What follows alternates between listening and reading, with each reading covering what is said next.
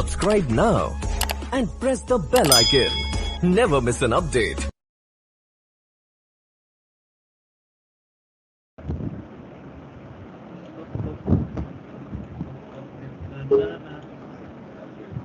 मैंने क्या किया है कि अब मैं यहाँ पर एक नया प्रोजेक्ट बना रहा हूँ।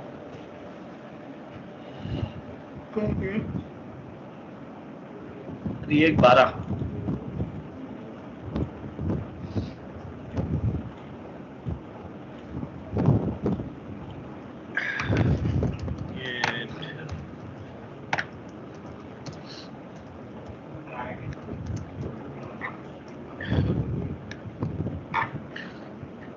अब रिएक्ट में जैसे आपको क्लास कंपोनेंट भी बनाने आ गए हैं, है ना, फंक्शन कंपोनेंट भी बनाते आ गया, है ना। ये तो समझ में आ ही गया कि स्टेट क्या होता है, प्रॉप्स क्या होती है, राइट। लेकिन सिर्फ रिएक्ट से आप कंप्लीट वेब एप्लीकेशन तो बना नहीं पाएंगे। वो तो सिर्फ क्या है, फ्रंट एंड है ना। अब आपके इसमें आप में से जो फुल स्टैक वाले हैं वो तो अलग कहानी, लेकिन जो रिएक्ट वाले हैं वो आपके पास समझे कि सिर्फ रिएक्ट से आप पूरी एप्लीकेशन तो नहीं बना सकते, सिर्फ यूआई से रिलेटेड काम। अब मुझे आगे जाके मान लो रजिस्ट्रेशन करना है, लॉगिन करना है, मुझे सर्वर से कोई डेटा मंगवाना है, तो डेटा स्टोर कहाँ पे होगा, सर्वर पे। तो सर्वर पे तो कोई दूसरी एप्लीकेशन होगी जो एग्जीक्यूट हो रही होगी। तो एज ए रिएक्ट डेवलपर हमें उनकी एपीआई मिलती है जिन एपीआई को हमें कॉल करना पड़ता है और यूज लेना पड़ता है। तो एपीआई कॉलिंग कैसे होती है, कैसे हम उनको यूज करते हैं, वो हमको समझना है। तो मैंने क्या किया, पहले एपीआई मतलब एक यूआरएल जिसको हम एक्सेस करते हैं और वो हमें कुछ डेटा लाके देती है। मैं वही समझा रहा हूँ। तो कहाँ पर आए हम, गूगल पे, right.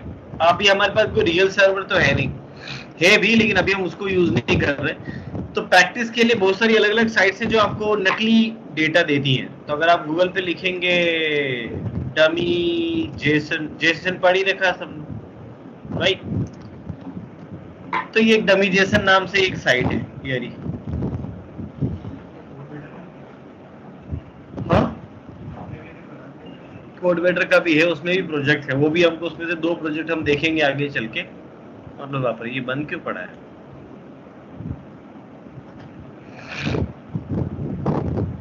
Request time exit, please try again.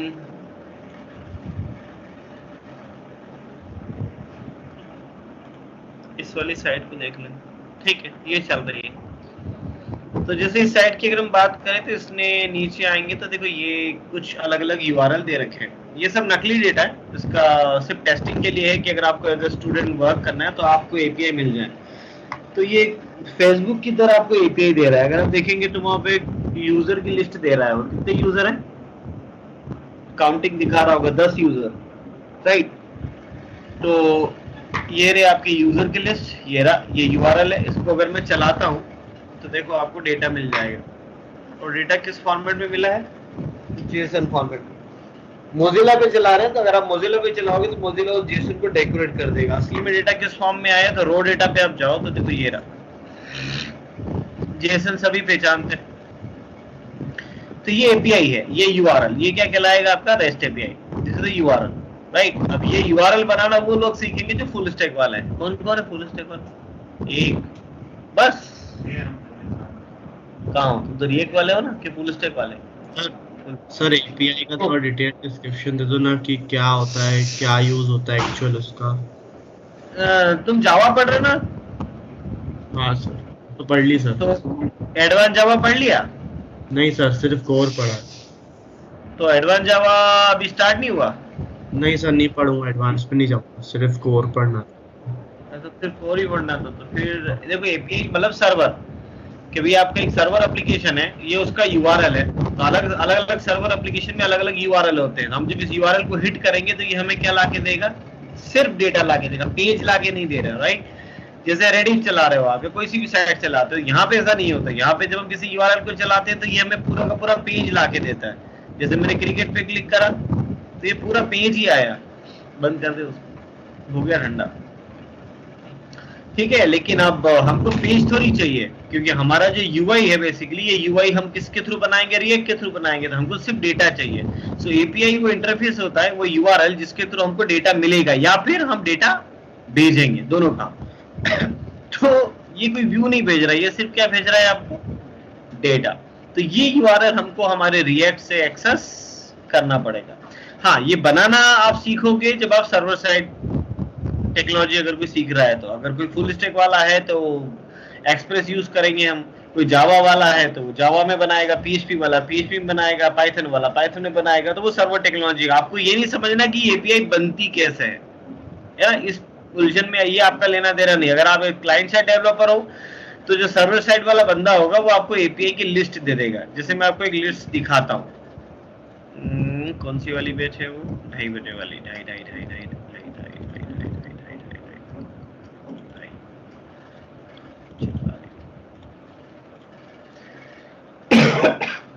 ये मेरे पास एक सर्वर है जिसकी एपीआई का डॉक्यूमेंटेशन मैंने बना रखा है कि भाई आपको रजिस्ट्रेशन करना है, ये वाला यूआरएल चलाओगे आप, ये यूआरएल है, ये एपीआई का यूआरएल है, ये इस यूआरएल को हिट करोगे आप, मेथड क्या होगी, पोस्ट होगी, डेटा किस फॉर्मेट में भेजना है, जेसन फॉर्मेट में भेजना है, और डेटा का एक सैंपल। तो जब भी आप एज ए कंपनी में भी काम करोगे तो ये डॉक्यूमेंटेशन आपको कंपनी वाले बना के देंगे, क्योंकि आप सर्वर साइड डेवलपर नहीं हो। तो जो सर्वर साइड डेवलपर होगा वो आपको डॉक्यूमेंटेशन देगा, भाई ये वाली एपीआई चलाओ, इससे रजिस्ट्रेशन होगा, ये वाली एपीआई लॉगिन के लिए, ये वाली एपीआई यूजर की लिस्ट देखनी है तो ये वाली एपीआई, अपडेट करना है यूजर को तो ये वाली एपीआई, पासवर्ड चेंज करना है तो ये वाला यूआरएल। तो इस तरीके से अलग अलग यूआरएल है जिनसे अलग अलग काम होंगे, राइट। आपको रिएक्ट से बस इन एपीआई को हिट करना है, राइट। अगर डेटा देना है तो डेटा दोगे, वहां से जो डेटा आएगा उसको रिएक्ट पे दिखाओगे। बात आ गई समझ में? ये बनाना बनती कैसे, ये आपका काम नहीं है, राइट। तो अभी हम इस वाले सर्वर पे नहीं जा रहे, जो कोड बेटर में हमने 2-3 प्रोजेक्ट डाल रखे, हम आ रहे हमारे डमी जेसन पे। तो ये हमको कुछ अलग अलग सैंपल दे रहा है। देखो, यूजर की लिस्ट चाहिए, अब कितने यूजर हैं, 10 यूजर। अब इन 10 यूजर ने कुछ कुछ पोस्ट डाल रखी है, तो 100 पोस्ट की लिस्ट के लिए ये वाला यूआरएल, इस यूआरएल को आप चलाओगे तो ये हमें 100 पोस्ट का डेटा देगा। देखो ये रहा डेटा, 100 पोस्ट आ गई होंगी ढेर सारी, राइट। किस फॉर्म में आई है, जेसन फॉर्म में। और ये जितने भी यूआरएल हैं, ये सारे यूआरएल गेट यूआरएल है। जब सर्वर पे रिक्वेस्ट भेजी जाती है तो अलग अलग यूआरएल होते हैं, गेट होता है, पोस्ट होता है, पुट होता है, पैच होता है, डिलीट होता है, अलग अलग टाइप के यूआरएल होते हैं, राइट। बहुत सारे अलग अलग डिफरेंसेस भी हैं इसमें, लेकिन एज ए रिएक्ट हमको तो पता होना चाहिए कि गेट यूआरएल है तो गेट यूआरएल कैसे कॉल होगा, पोस्ट है तो पोस्ट कैसे कॉल होगा, पुट है तो पुट कैसे कॉल होगा, सबके अलग अलग तरीके हैं। तो अगर यूआरएल गेट है तो इसको आप कहां पे चला के देख सकते हो, ब्राउजर पे। लेकिन अगर यूआरएल गेट नहीं होता, पोस्ट होता, पुट होता, पैच होता, डिलीट होता, तो फिर वो यहाँ पे ब्राउजर पे नहीं चलेगा। उसके लिए फिर हमको एक दूसरा सॉफ्टवेयर डालना पड़ेगा जो सीखना भी है हमको, और वो है पोस्टमैन, है ना। वो बात की बात है। तो अभी तो हमको ये यूआरएल समझना है कि देखो ब्राउजर पे तो हमको बड़ा अच्छा लग रहा है कि इस यूआरएल को यहाँ पे चलाया और इसने हमको डेटा दे दिया, लेकिन ये काम कोडिंग से कैसे होगा, रिएक्ट से कैसे होगा, वो हमको थोड़ा सा एक एग्जांपल आज समझना है, ठीक।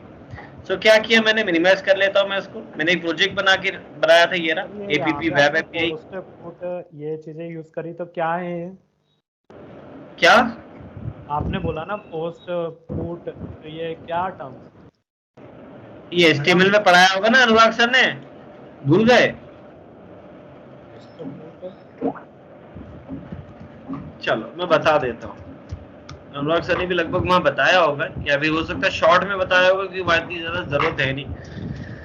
अगर आप सर्वर पे रिक्वेस्ट भेज रहे हो क्लाइंट से, तो रिक्वेस्ट के अलग अलग मेथड्स होती है, राइट। तो पहली मेथड होती है गेट, फिर होती है पोस्ट, फिर होती है पुट, फिर होती है पैच, फिर होती है डिलीट, राइट। बेसिक मेथड, इसके अलावा भी होती है, लेकिन अभी हम तो ये 5 पे ही काम खत्म हो जाएगा आपका।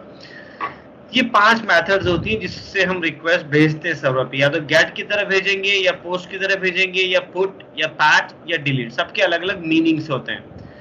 जो आप साइट चलाते हो, जैसे मैं वापस से रेडिफ पे आ जाता हूँ, तो ये जो भी आप एक नॉर्मल वेबसाइट चलाते हो, अभी जब भी हम किसी एंकर टैग पे क्लिक करते हैं, जैसे मैंने क्रिकेट पे क्लिक करा तो देखो ये यूआरएल चला गया, मैंने स्पोर्ट्स पे क्लिक करा तो ये यूआरएल चल गया। तो ये सारी जो मेथड होती है, कौन सी मेथड होती है, गेट, आपकी साइट की जो ब्राउजिंग हो रही है किससे होगी, गेट से होगी, राइट।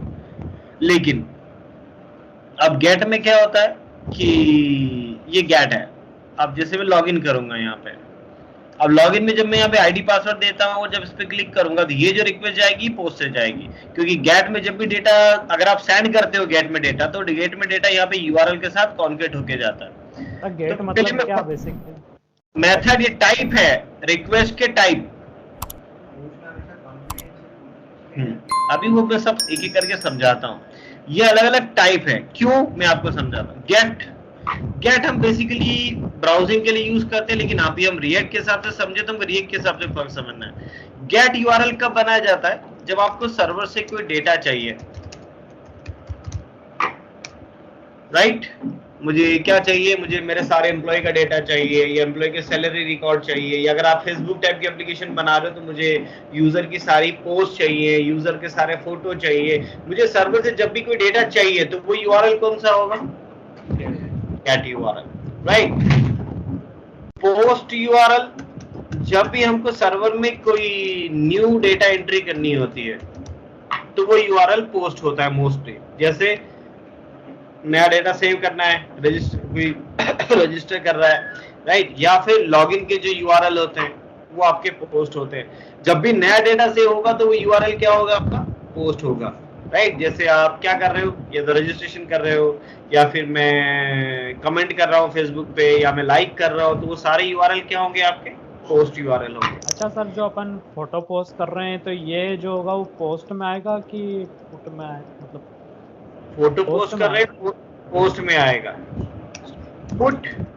पुट यूज किया जाता है कि एग्जिस्टिंग डेटा रखा है सर्वर पे, उसे हम अपडेट कर रहे हैं, राइट, बट फुल्ली अपडेट। मेरे डेटा में 3 कॉलम है और मैं एक ऐसी अपडेट क्यों नहीं चाह रहा हूँ कि वो तीनों के तीनों ही अपडेट करने, मुझे पूरा ही बंद अपडेट करना है, तो वो पुट होता है। पार्शियल अपडेट करना है तो पैच होता है, राइट। और कोई रिकॉर्ड डिलीट करवाना है सर्वर से तो फिर मेथड क्या होती है, डिलीट। अगर कोई रिकॉर्ड डिलीट करवाना है तो सबके अलग अलग मीनिंग है कि आप कौन सा मेथड चला रहे हो। गेट पार्शियल अपडेट क्या, पेज पार्शियल अपडेट मतलब जैसे मेरे पास एक एम्प्लॉय का डेटा है, मुझे उसका सिर्फ फोन नंबर ही बदलना है, उसका नाम नहीं बदलना, उसकी ईमेल आईडी नहीं बदलना, उसका ये नहीं बदलना, तो पैच है, क्योंकि आप एक इनिशियल एक एंट्री चेंज कर रहे हो, पूरा रिकॉर्ड नहीं बदल रहे। तो पूरी तरीके से अपडेट कर रहे हो तो पुट होता है, पार्शियल अपडेट के लिए पैच होता है, और अगर रिकॉर्ड डिलीट कर रहे हैं तो डिलीट होता है। तो मेथड के टाइप होते हैं कि कौन सी मेथड चला रहे हो आप। गेट मेथड हमेशा गेट यूज की जाती है गेट करने के लिए। हाँ, रीड ओनली मतलब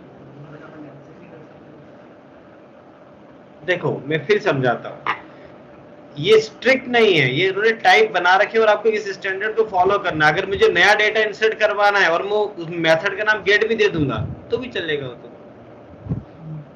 लेकिन उसमें बड़ी प्रॉब्लम है, क्योंकि गेट में जब हम डेटा, जैसे यूआरएल है, गेट का एक यूआरएल है, यूआरएल क्या है, http://www.abcd.com/user, और एक यूआरएल है आपका रजिस्टर। एक रजिस्ट्रेशन, नया रजिस्ट्रेशन करना है तो उसका ये मेरा यूआरएल, रजिस्टर यूआरएल। अब ये मैंने पोस्ट की बजाय as a server side developer मैंने मिस्टेक करी और मैंने इसका यूआरएल किससे बनाया, गेट से बनाया। तो रजिस्ट्रेशन करते वक्त मुझे क्या क्या भेजना है, मुझे बंदे का नाम भेजना है, फोन नंबर भेजना है, पासवर्ड भेजना है, ये 3 चीजें भेजना है। तो गेट में डेटा यूआरएल के साथ कॉन्केट होके जाता है। जब आप भेजोगे तो वो इस यूआरएल के आगे क्या लगा देगा, क्वेश्चन मार्क, और फिर क्या क्या भेज रहे हो आप, नेम। अब आपने नाम क्या भेजा, मान लो विकास, तो ये रहा विकास। फिर एंड, आपने फोन नंबर भेजा तो ये रहा फोन नंबर जो भी आपने भेजा था।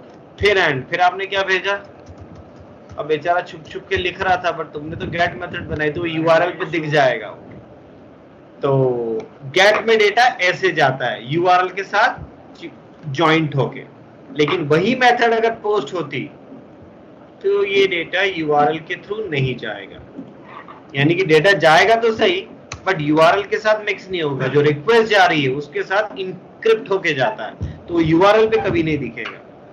तो जब भी हम कुछ ऐसा सेंसिटिव डेटा भेज रहे होते हैं तो कभी भी सेंसिटिव डेटा गेट के थ्रू नहीं भेजा जाता, वो किसके थ्रू भेजा जाएगा, पोस्ट के थ्रू भेजा जाएगा। बात समझ आ गई?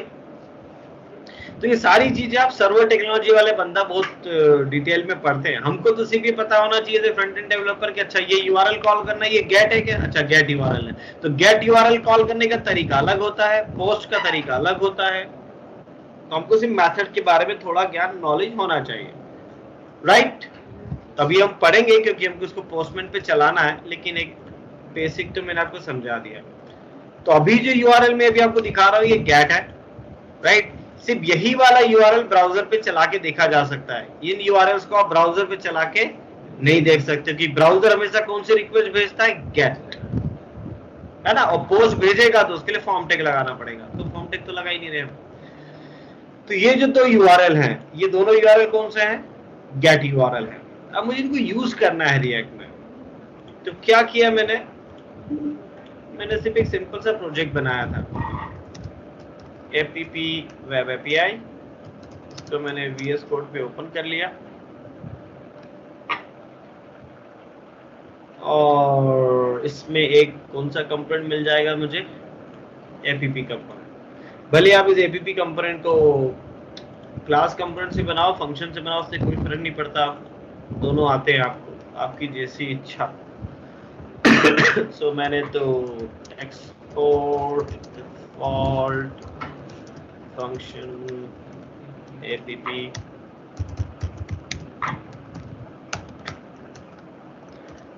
तो मैंने यहाँ लिख दिया कि वेब API प्रोग्राम, ऐसा कुछ लिख दिया। सो ये कंपोनेंट दिख जाएगा। अब अगर मैं रिएक्ट चलाता हूँ तो रिएक्ट के प्रोजेक्ट को जैसे मैंने स्टार्ट किया,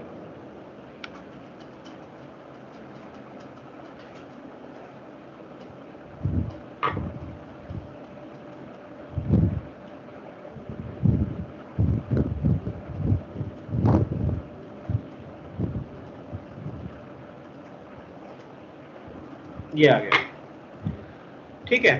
अब मैं क्या चाह रहा हूँ यहाँ पे, मैंने यहाँ पर सिंपल सा एक बोल्ड टैग लगा दिया अभी तो मैंने, है ना, और यहाँ पर एक बटन ले लिया गेट यूजर,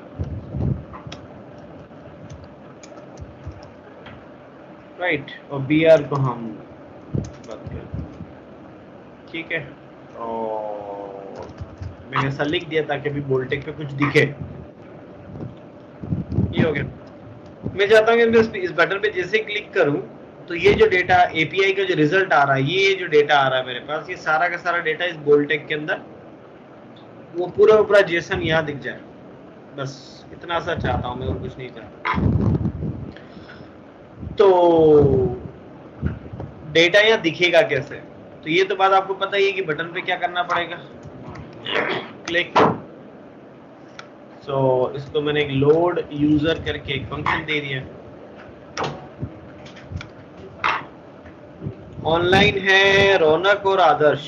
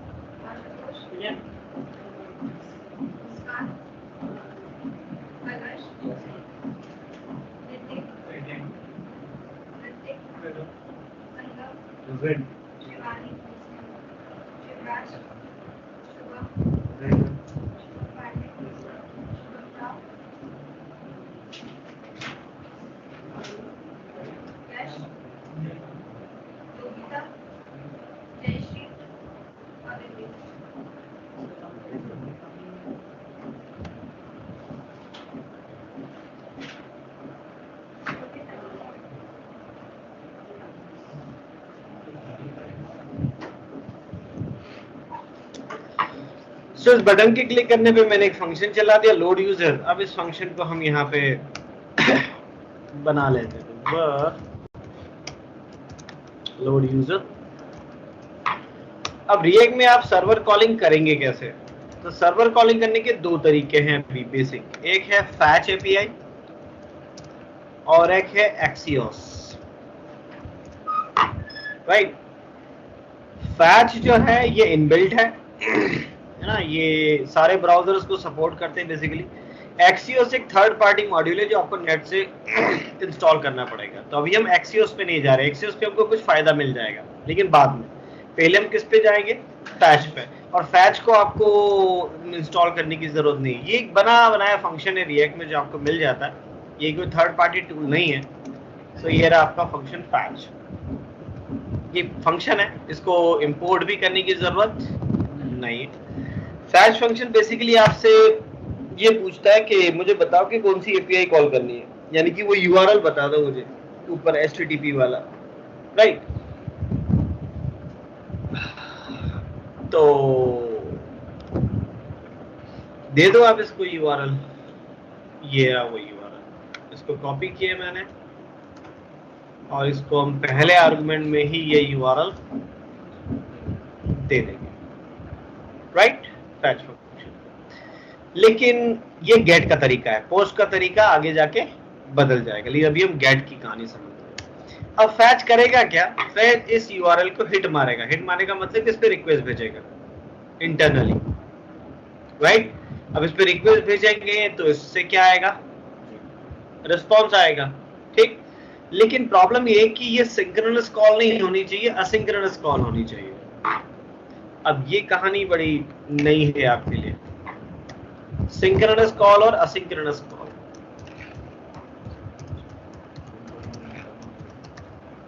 और एक होता है असिंक्रोनस। ये दो वर्ड सुने कभी, सुने हैं, क्या होता है?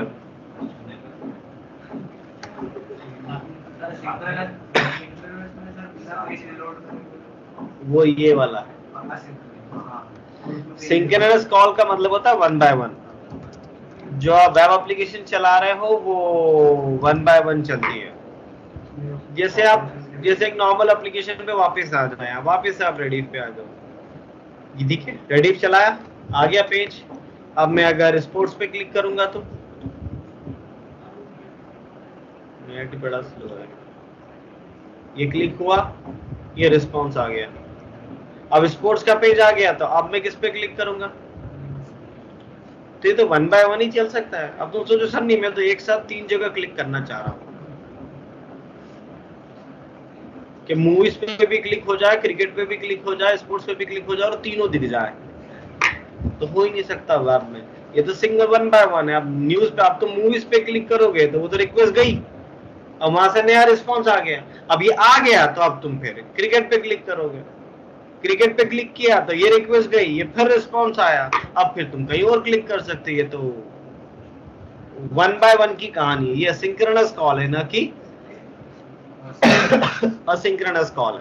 ये स्टेप बाय स्टेप ही चलेगी, ये 1 by 1 ही चलेगी। यानी कि इसका ट्रैक कैसा है, रिक्वेस्ट गई, सर्वर ने प्रोसेस किया, रिस्पॉन्स भेजा। अब आपके पास जब रिस्पॉन्स आ गया तो फिर तुम अगला क्लिक करोगे, फिर रिक्वेस्ट जाएगी, फिर रिस्पॉन्स आएगा, फिर तुम अगला क्लिक करोगे। ये कहलाता है आपका सिंक्रोनस कॉल। और इस कॉल में जब भी रिस्पॉन्स आएगा तो आपका पेज रिफ्रेश हो जाएगा, क्योंकि रिक्वेस्ट जाने के बाद जब रिस्पॉन्स आया है तो नया रिस्पॉन्स आ गया। ये कहलाती है आपकी सिंक्रोनस कॉल, ठीक। बात समझ आ गई, ठीक है। और एक होती है असिंक्रोनस कॉल, जो मैं अभी आपको चला के नहीं दिखा सकता, बट आप दिन में लाखों बार करते हो उसको।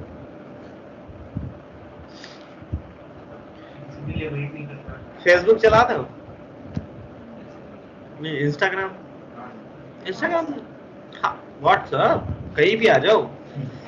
तो जो फेसबुक चलाते हैं वो फेसबुक के हिसाब से समझ लें, वो जो इंस्टाग्राम चला रहे हैं वो इंस्टाग्राम के हिसाब से समझ लें कि क्या कर रहे हैं। मोबाइल लेके बैठे हो आप, है ना, और लाइक ही मार रहे हो, तो वहां पे ऐसा थोड़ी होता, वहां तो टक टक टक टक टक टक टक टक टक टक टक। आपने एक बार लाइक किया मतलब आप उस पोस्ट पे सर्वर को बता रहा है कि मुझे इस पोस्ट पसंद आई है, तो आपने लाइक पे क्लिक किया तो क्या हुआ, उसका मतलब सर्वर पे रिक्वेस्ट गई होगी, है ना।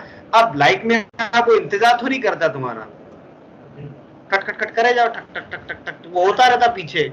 वो ये वाली कॉल तो नहीं चलती कि एक बार क्लिक किया फिर वो पूरा होगा खत्म, फिर तुम दूसरा लाइक करो, फिर वो पूरा खत्म होगा, फिर आप तीसरा लाइक करो। ऐसे तो फेसबुक ही नहीं चला सकते, खटाखट चलता है वो तो, राइट।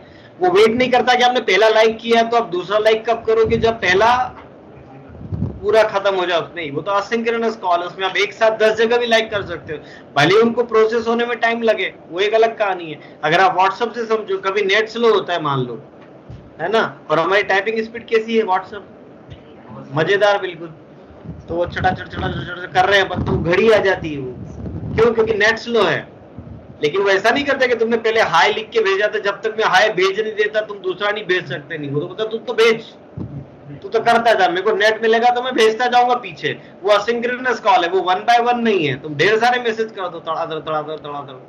नेट होगा तो एक एक करके जाते जाएंगे, वो इंतजार थोड़ी करेगी नहीं पहला काम खत्म होगा फिर दूसरा, क्योंकि वो असिंक्रोनस कॉल है। हर एक सेंड जो आप व्हाट्सएप के उस बटन पे क्लिक करते हो, कुछ टाइप करके सेंड किया, वो जैसे दबाया मतलब वो रिक्वेस्ट प्रोसेस में आ गई। अब उसका खत्म कब होगी उससे तुमको इंतजार करने की जरूरत नहीं, तुम दूसरी रिक्वेस्ट भी भेज दो, फिर कुछ टाइप किया फिर सेंड, फिर कुछ टाइप किया फिर सेंड। नेट अगर अच्छा होगा तो फटाफट होता रहता है, लेकिन स्लो होगा तो वो धीरे धीरे टिक टिक टिक टिक टिक आवाज आती है तुमको पीछे थोड़ी थोड़ी देर बाद। तो वो असिंक्रोनस कॉल है, लेकिन उसमें पेज रिफ्रेश नहीं हो रहा।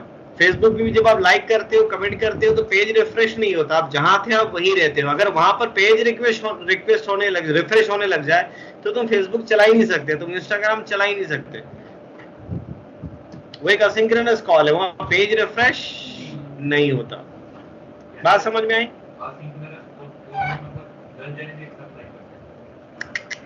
एक बंदे की बात हो रही है, 10 बंदे की बात थोड़ी हो रही है। एक ही बंदा एक ही समय पे मल्टीपल रिक्वेस्ट भेज सकता है विदाउट पेज रिफ्रेश।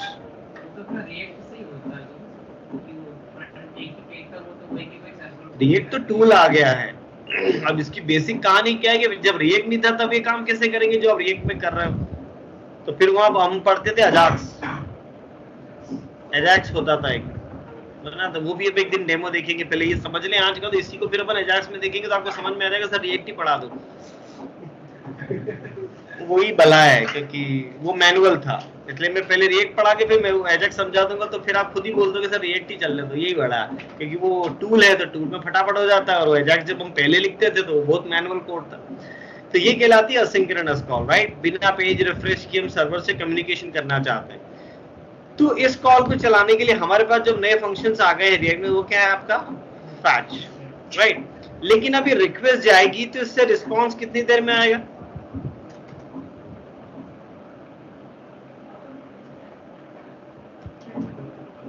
रिस्पॉन्स कितनी देर में आएगा? नेट की स्पीड पे डिपेंड करेगा ये, और इस बात पे भी डिपेंड करेगा कि डेटा कितना है। अभी तो 10 यूजर का डेटा दे रहा है ना। अगर ये 1 लाख यूजर का डेटा दे रहा होता और नेट की स्पीड भी बहुत खराब होती तो फिर हो सकता है कि आधा मिनट लग जाता या 1 मिनट लग जाता, राइट। डिपेंड डेटा पे भी डिपेंड करेगा और नेट की स्पीड पे भी डिपेंड करेगा। तो ये फंक्शन एक ब्लॉकिंग ऑपरेशन नहीं हो सकता ना।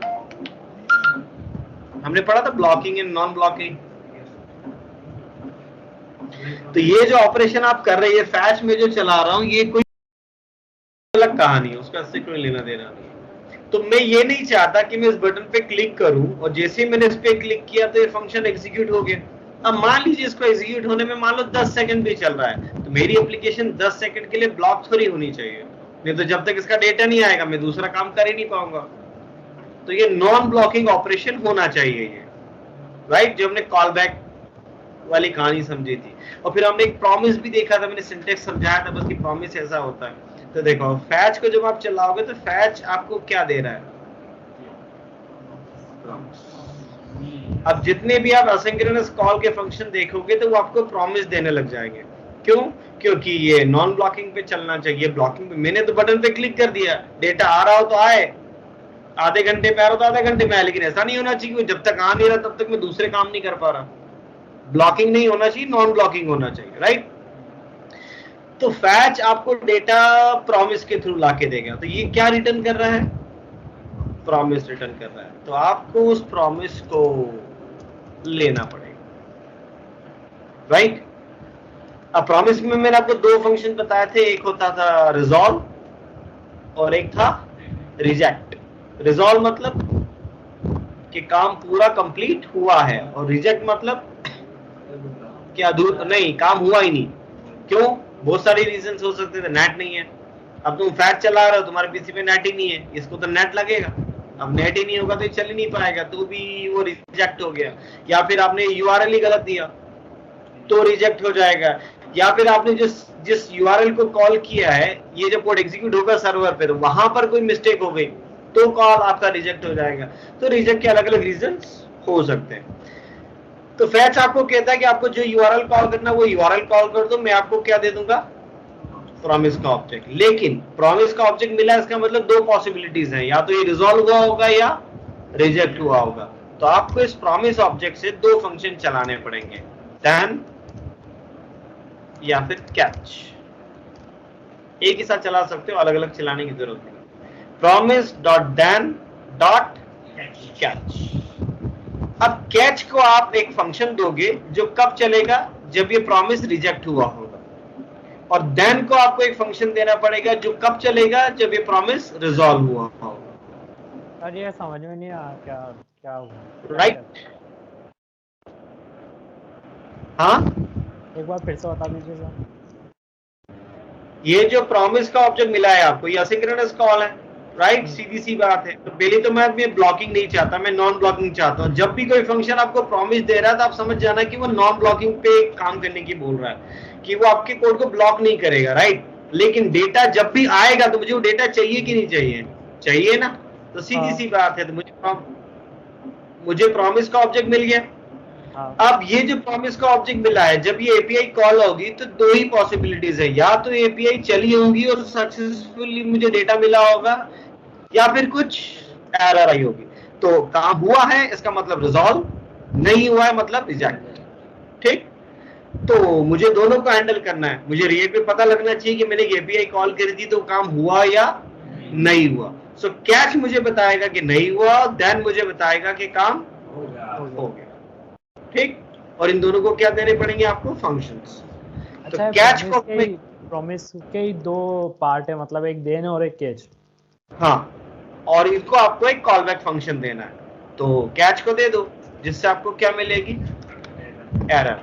तो मैंने कुछ नहीं किया, मैंने यहाँ पर एरर फंक्शन के अंदर आपको ये एरर प्रिंट करके दिखा देता हूँ।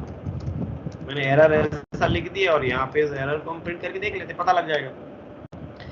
उसी तरीके से देन, इसको नीचे लेके आ जाओ। देन में हमको जो भी सर्वर से रिस्पांस आया होगा वो रिस्पांस मिल जाएगा।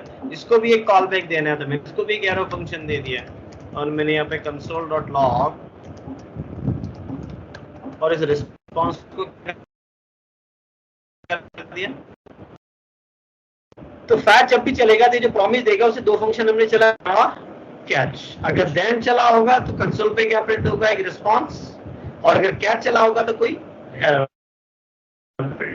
अभी तो ये एपीआई हमने नेट से निकाली है, तो इसमें कोई इश्यू तो होगा ही नहीं, बग होगा ही नहीं इसके अंदर। देखें, कंसोल ओपन कर लिया जाए। ठीक है, कंसोल पूरा खाली है अभी। मैंने इस पे क्लिक किया, 2 सेकंड तो अभी भी लगे इसको, 1 से 2 सेकंड। और ये क्या कोड में कोई मिस्टेक थी नहीं, लेकिन हम मिस्टेक करते हैं। मान लीजिए मैंने यहाँ पे इसको यूआरएल गलत कर सकते हैं हम, क्योंकि कोड में हमारा कोड के यूआरएल गलत कर दिया, और गलत करने के बाद मैं यहाँ पे वापस से आ गया। अब इस पे क्लिक करते हैं, और इस बार इसने फिर भी रिस्पांस भेजा है, लेकिन ये 404 रिस्पांस आया। रिस्पांस कोड क्या आया, 40। ये अलग कहानी है, लेकिन इसने एरर नहीं दी, क्योंकि रिस्पांस तो भेजा सर्वर ने। अब सर्वर ने जो सेटिंग कर रखी है, सर्वर ने क्या सेटिंग कर रखी है कि अगर आपने गलत यूआरएल भेजा है तब भी वो एक प्रॉपर रिस्पांस भेज रहा है आपको, और रिस्पांस का कोड क्या आ रहा है, 404, कि भैया उसको पेज नहीं मिल रहा वो यूआरएल। तब क्योंकि ये हमारा कोड है नहीं, ठीक, ये सक्सेसफुली ही चल रहा है। तो लेकिन हमको कैश लगाना जरूरी है, लेकिन रियल लाइफ में अभी भी अगर हम नहीं चल रहा तो फिर थोड़ा सा अवॉइड कर दें इसको, कि चलो छोड़ो, देख कैश तो चला ही नहीं पाएंगे क्योंकि इसमें कोई मिस्टेक तो है नहीं, चलेगा तो हमेशा देनी है। तो अभी मैंने इसको कमेंट कर दिया। तो जैसे ही आप इस पे क्लिक करोगे, ये आपको रिस्पॉन्स मिल गया। इसमें कितना टाइम लगेगा ये डिपेंड करेगा नेट पे। अभी लगभग 1 सेकेंड, तो कभी कभी तो बहुत जल्दी भी आ रहा है ये, क्योंकि नेट की स्पीड भी अच्छी है और ज्यादा कोई 10 यूजर का ही तो डेटा है, ज्यादा बड़ा डेटा नहीं। ठीक है, तो ये बेसिक सिंटैक्स समझ में आया। फैच आप लिखेंगे कैसे? फैच आपको क्या लाके देगा? प्रॉमिस का ऑब्जेक्ट, और प्रॉमिस से आप क्या लगाएंगे? देन। अब आप इसको दो अलग अलग लाइन में लिख सकते हैं, या फिर मोस्टली हम ऐसा भी प्रेफर नहीं करते, क्यों? उसको वेरिएबल में लो, हम उसको ऐसे लिखना पसंद करते हैं, फैच डॉट देन, राइट, एक ही लाइन में, ताकि उसको वेरिएबल में लो, फिर उसको इधर लिखो, ऐसा करने की मेहनत करने की जरूरत नहीं। और देन मुझे क्या लाके देगा?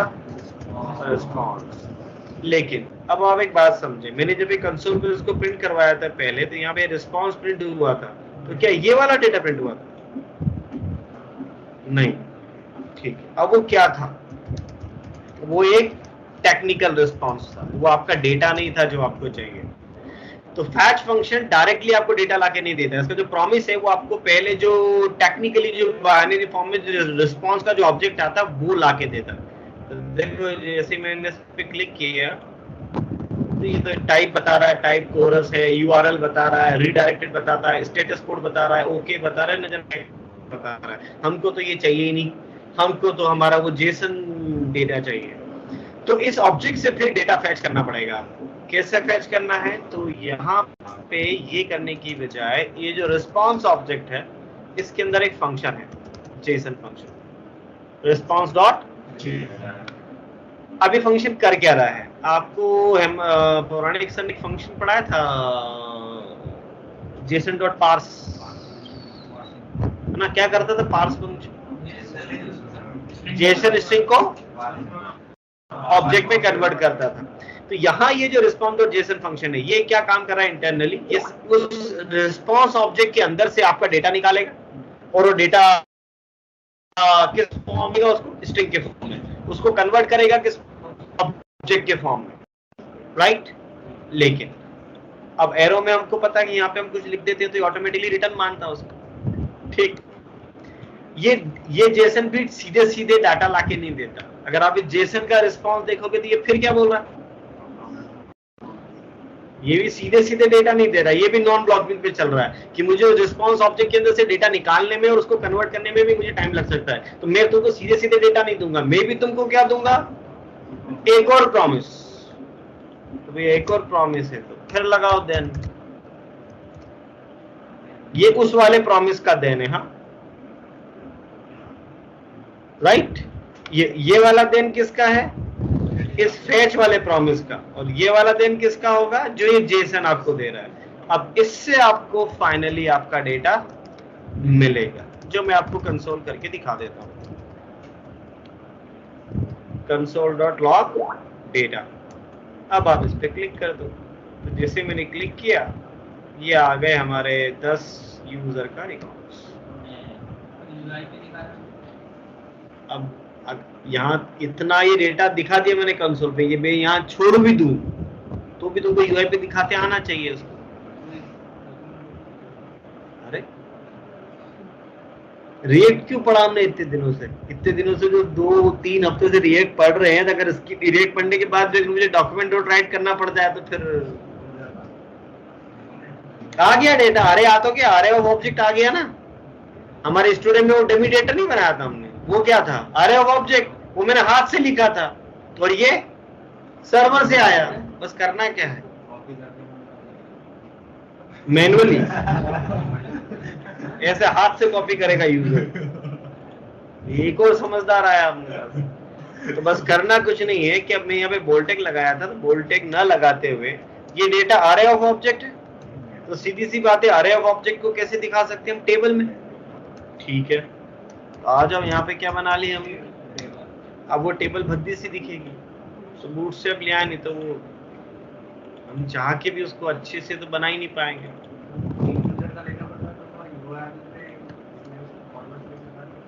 उसकी आईडी दे देंगे तो एक यूजर का दे देगा, लेकिन अभी वो चीज बाद में, अभी तो सारे ही ले लें अभी अपन। तो जो वेब एपीआई कहाँ गई? ये रही।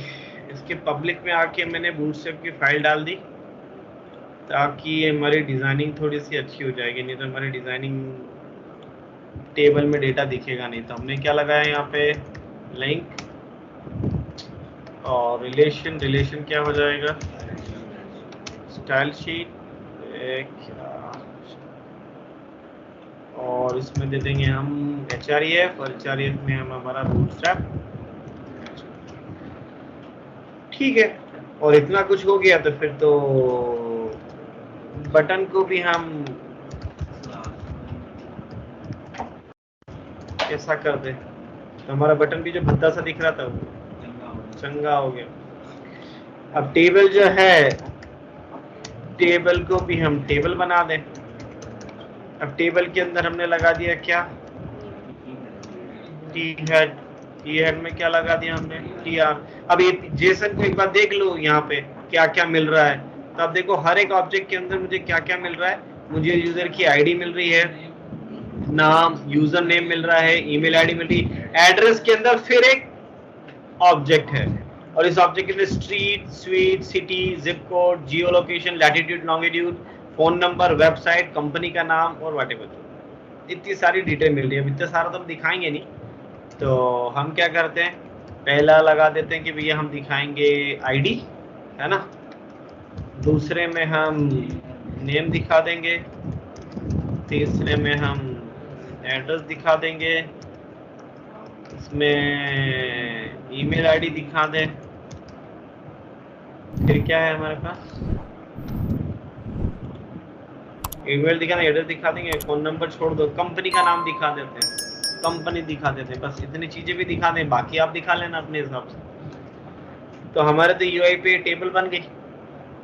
ठीक, बस अभी फंक्शन कंपोनेंट है तो यहाँ पे मैंने एक स्टेट बनाई और स्टेट का नाम क्या दे दिया मैंने, यूजर्स, सेट यूजर्स, और यहाँ पे क्या हो गया, यूज स्टेट। और ये स्टेट बाय डिफॉल्ट क्या हो जाएगी, एक एम्प्टी अरे, और जो फैच से डेटा आएगा तो कंसोल करने की बजाय मैंने वो डेटा मेरी स्टेट में डाल दिया तो भैया ले लो, तो मेरी स्टेट बदल जाएगी। अभी अरे दिखाना है वहां पे टेबल में, ये तो आपको आता ही है, होगी ना कहानी खत्म, अब तो कोई दिक्कत है ही नहीं। अब ये हो गया आपका टी बॉडी, अरे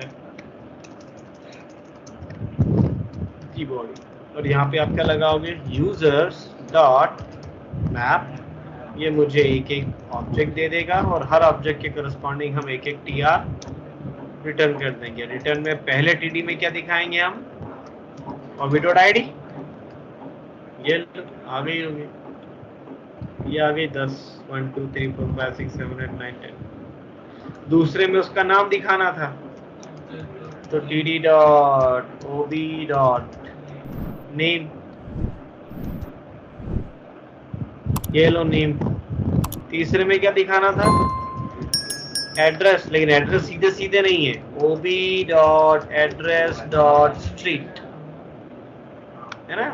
अब स्ट्रीट के साथ आप दूसरी चीजें भी दिखाते रहना, मैं इतनी मेहनत नहीं कर रहा, मैंने स्ट्रीट दिखा दी। ईमेल आईडी दिखाना है तो ये रहा TD, मैंने बोला कि OB डॉट क्या दिखाना, ईमेल दिखाना है ना, तो ईमेल नाम से ही होगा शायद, OB डॉट ईमेल, ईमेल भी आ गई। अब कंपनी का नाम दिखाना है तो कंपनी का नाम सीधे सीधे है ही नहीं, तो OB dot company dot name, बिल्कुल सही। तो आपका प्रोजेक्ट जब लोड होता है तो यहाँ पे डेटा नहीं दिख रहा, मैंने बटन पे क्लिक करा, राइट, बात समझ आ गई कि डेटा आया कैसे, डेटा लाना कैसे वो सीखना है आपको। बाकी तो अब स्टेट में डाला है, स्टेट बदलती है, UI बदलता है, ये तो हम हफ्तों से पढ़ रहे हैं, बस ये 3 लाइन की कहानी समझनी थी बस। फैट चलाओ, उसको URL दो, URL आपको डेटा लाके देगा, जैसे डेटा आया आप अपनी स्टेट में डाल दो उसको, और स्टेट बदलेगी तो UI तो बदल ही जाएगा। ऑनलाइन बेच, बात समझ आई? Yes sir. अब देखो, अब स्पीड तो पता लगेगी नहीं ना इसमें।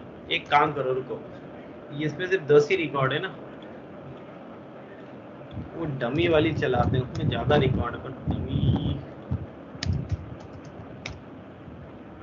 ये चल क्यों नहीं रही?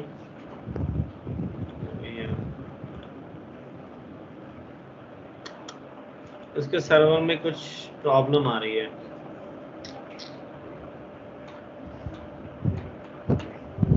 चलो आ जाते हैं वापस इस पे प्लेस होल्डर पे, यही काम देगा भी तुमको। और ये जेसन पे देखोगे तो ये भी आपको एग्जांपल समझा रहा है। जितनी भी डमी जेसन वाली साइट्स हैं वो आपको समझाएंगी कि डेटा फैच आप कैसे करें, राइट? तो हमने यूजर का डेटा तो निकाल लिया। अब इसी जगह जैसे पोस्ट है, कितनी 100 पोस्ट, अब मैं चाहता हूँ पोस्ट का डेटा भी चाहिए हमको, है ना? तो देखो यहाँ पे मैंने थोड़ा डिजाइनिंग बदल दिया। क्या किया है मैंने, हमको बूटस्ट्रैप आता है तो मैंने यहाँ पे क्लास नेम लगा के इसको दे दिया कंटेनर फ्लूइड, और इसके अंदर क्लास नेम लगा दी मैंने रॉ, और फिर एक डिवीजन बनाया, और इसके अंदर मैंने कॉलम LG6 कॉलम MD 12 में से कितने कॉलम, 6 कॉलम, और एक टेबल उठा के इस 6 कॉलम के अंदर डाल रहा हूँ इसके अंदर। अब टेबल आधे में दिखेगी बस, क्योंकि 12 में से तो ये हो गया, ठीक है। और टेबल के ऊपर मैंने क्लास नेम लगा हुआ है, मैंने इसको लिख दिया टेबल प्राइमरी। ये टेबल प्राइमरी भी हो गया, कलर भी सेट हो गया उसका। अब मैंने यहाँ पे एक बटन और लिया, इस बटन पे कॉपी करके मैंने एक बटन और बनाया। मैंने बोला कि इसके क्लिक करने पे मुझे सारी की सारी क्या चाहिए, पोस्ट चाहिए। तो ठीक है, एक नया फंक्शन बना लिया, लोड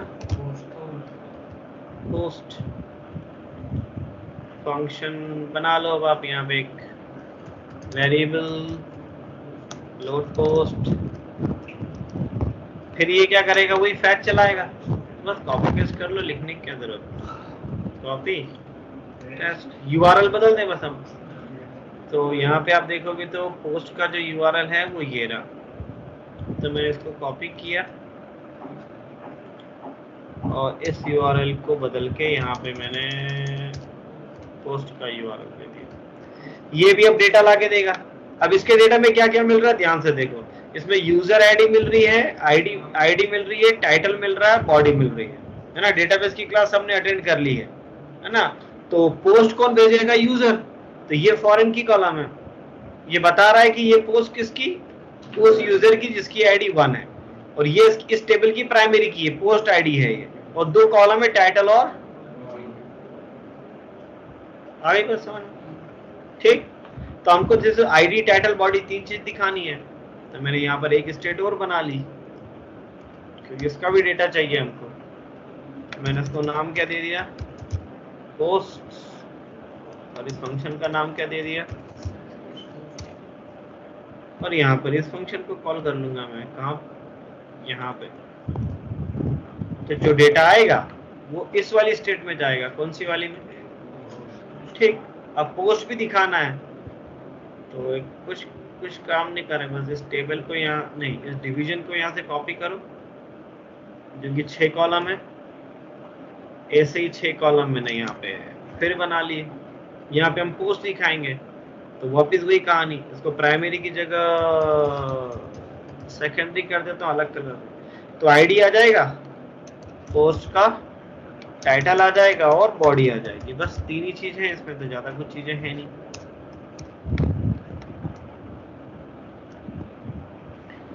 अब ये यूजर से डेटा नहीं आएगा, ये कहां से आएगा, पोस्ट से आएगा। ऑब्जेक्ट की आईडी, ऑब्जेक्ट का टाइटल और ऑब्जेक्ट की बॉडी,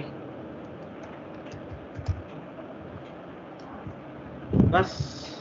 तो ये सेटअप भी हो गया। कुछ गड़बड़ करी होगी तो एरर आएगी, सही। तो अभी आप देखो 2 अलग अलग टेबल है और यहाँ पे 2 अलग अलग बटन है, और ये असिंक्रोनस कॉल है। मैं अगर फट से दोनों पे, इस पे दोनों पे क्लिक कर दिया तो वो वेट नहीं करता दूसरे के आने का। अभी बहुत फास्ट चल रहा है, कोई डाटा ज्यादा है नहीं तो फट से आ जाता है, लेकिन अगर टाइम भी लग रहा होगा तो ये असिंक्रोनस कॉल है, आप कहीं पर भी दोनों पे क्लिक कर सकते हो, वो डेटा ले आ देगा। तो जब इस पे क्लिक कर रहे हो तो यहाँ डेटा दिख रहा है, इस पे क्लिक कर रहे हो तो यहाँ डेटा दिख रहा है। बात समझ में आ गई सभी को? यहाँ पे कितने रिकॉर्ड आ रहे हैं? 100। ये पूरे के पूरे 100 रिकॉर्ड आ गए आपके पास टेबल के। तो बस आपको एक फंक्शन समझना है कि फैच हम किस तरीके से कॉल करेंगे, लेकिन ये गेट है।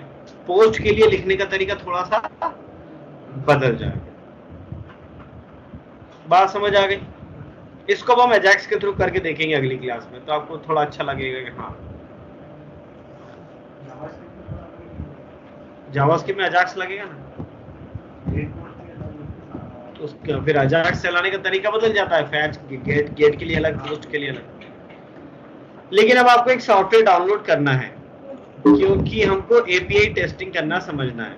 क्या होता है कि अगर आप एक क्लाइंट साइड डेवलपर हो और अगर आपको सामने वाला बंदा एपीआई बना के देगा, तो ऐसा नहीं कि आप एपीआई को लगा दोगे डायरेक्ट, नहीं, एपीआई को सबसे पहले टेस्ट करना पड़ता है। तो उसके लिए कौन सा टूल है आपके पास? Post. Subscribe now and press the bell icon. Never miss an update.